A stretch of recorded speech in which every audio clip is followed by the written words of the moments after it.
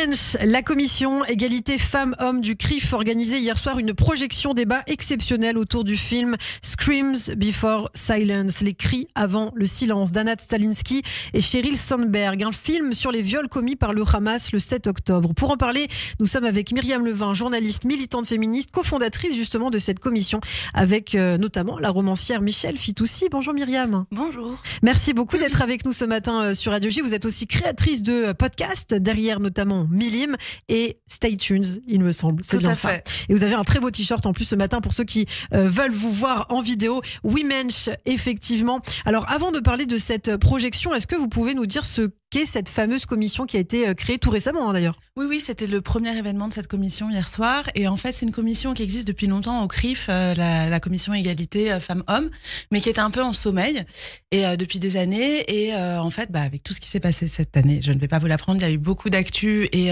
beaucoup de choses se sont passées dans les milieux féministes depuis le 7 octobre à cause de la dimension très violente contre les femmes de cette attaque. Et donc, c'est Jonathan Arfi, le président du CRIF, qui nous a contacté, Michèle Fitoussi et moi-même, il y a quelques semaines, pour nous proposer de remonter cette commission, de réunir un groupe de femmes. Et voilà, et on a réuni ces femmes et on a choisi de s'appeler Women's. Et donc Women's qui va organiser des actions, j'imagine, au cours des prochains mois. Et donc une des actions qui est organisée là, c'est d'avoir projeté ce film. Alors qu'est-ce qu'il raconte justement ce film et pourquoi l'avoir choisi lui ? Alors, on a réfléchi à une action, c'était la première action, donc c'était aussi une façon de nous faire connaître. L'idée, c'était d'inviter un public plutôt non juifs, des alliés, ou pas forcément des alliés, des gens qui sont moins sensibles que nous. Nous, on a vu beaucoup d'images, on a vu beaucoup de choses, mais tout le monde n'est pas aussi au courant. Et donc, c'était aussi ça le critère un peu de recrutement de ces femmes. Ce sont des femmes qui ont toujours travaillé dans les milieux de femmes féministes, qui sont engagées sur ces questions-là et qui connaissent beaucoup de monde en dehors de la communauté juive. Donc, c'est-à-dire c'est vraiment pour les femmes, en fait. Hein. C'est en tout cas sur ce sujet-là. Évidemment, il y avait des hommes dans la salle et c'est toujours la même chose. Quand on parle des femmes, c'est bien que les hommes soient là aussi.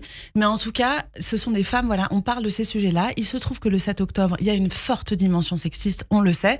Et ce film, justement, Screams Before Silence, qui est passé pour l'instant un peu inaperçu en France, alors qu'il a été quand même produit et réalisé par Sheryl Sandberg, l'ex numéro 2 de Facebook, parle exclusivement de ça. En fait, Sheryl Sandberg est allée en Israël à la fin de l'année, donc après la première libération d'otages, et elle a rencontré des femmes rescapées de Nova, des attaques des kibboutz, des otages qui étaient revenus, et les a interviewées sur ce qu'elles avaient vu et subi, notamment des agressions sexuelles. Et évidemment, les vivantes ont témoigné des mortes, puisque le drame dans cette dimension sexiste de cette attaque, c'est que la plupart des femmes violées sont décédées. C'est vrai que c'est assez terrible. J'ai pu voir sur les réseaux sociaux, parce qu'il est passé en libre service un petit peu gratuitement, voilà, sur Twitter notamment, les 30 premières minutes. J'ai vu les 30 premières minutes et c'est vrai que c'est assez atroce, parce qu'on entend même des hommes raconter, en fait, complètement traumatisés ce qu'ils ont vu le 7 octobre. Mais c'est important, effectivement, C'est très important et elle l'explique à la fin du film, Sheryl Sandberg. Le film dure 55 minutes, donc il est pas très long. Elle explique en fait qu'à un moment, et elle l'a redit depuis en interview, il faut dire directement, elle dit directly, il faut dire ce qui s'est passé, puisque en plus on a cette accusation qu'il n'y a pas de preuves, ce qui est complètement faux, puisque tout a été filmé, notamment les viols, etc., ont été retransmis sur les réseaux sociaux. Donc en fait, elle dit faut y aller, faut dire ce qui s'est passé, faut donner la parole aux victimes. Et il y a une femme d'ailleurs qui dit moi je voulais pas parler avant que j'entende que c'était pas vrai. Ouais. Elle a dit je dois témoigner pour ces femmes que j'ai entendu crier justement avant le silence, avant qu'on les tue.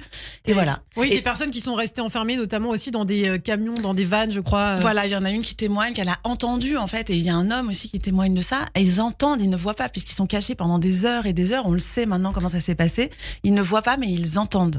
Alors très rapidement, la séance a été suivie hier d'un entretien aussi avec la juriste Céline Bardet. C'était important parce que c'est une des femmes qui dit que justement le viol c'est une arme de guerre. Alors malheureusement elle n'a finalement pas pu venir parce qu'elle était en Israël pour rendre son rapport. Elle est en effet très active sur ce sujet, on la réinvitera plus tard et elle nous a transmis un verbatim qu'on a lu.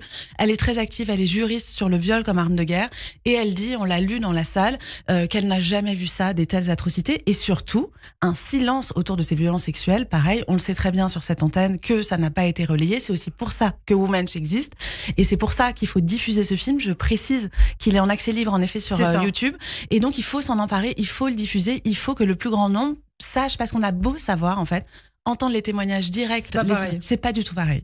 Merci beaucoup Myriam Levin d'avoir été avec nous sur Radio J. On continuera à suivre vos actions, vos projets. Vous le savez, vous êtes la bienvenue sur Radio J. Merci, il y en aura de nombreux autres, j'espère. Quand vous le souhaitez. Merci beaucoup Myriam, on vous retrouve très bientôt sur Radio J.